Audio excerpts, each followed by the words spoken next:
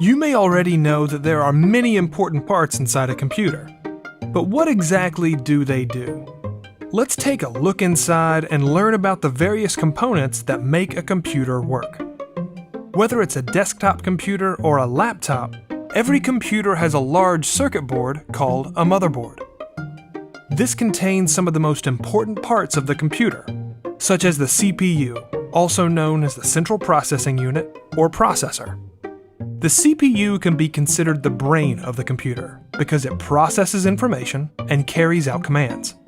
Since it tends to get hot, it's covered by a piece of metal called a heatsink, which draws heat away from the processor. The motherboard also contains the computer's RAM, or random access memory. This is the short-term memory that the computer uses whenever it's performing calculations. However, you cannot store your files there, because the RAM is cleared when you shut off the computer. The hard drive provides long-term storage, keeping all of the computer's data even when it's turned off.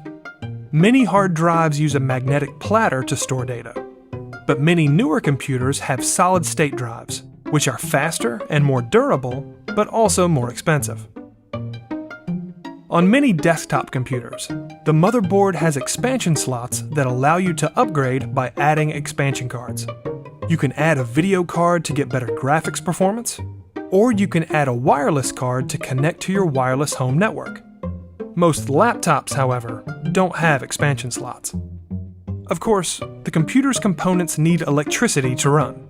The power supply unit is designed to take power from the wall outlet and send it to all of the different components that need power.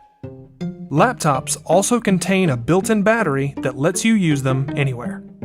A computer is a pretty complex machine, but now that you've seen what goes on inside, it should be a little less mysterious.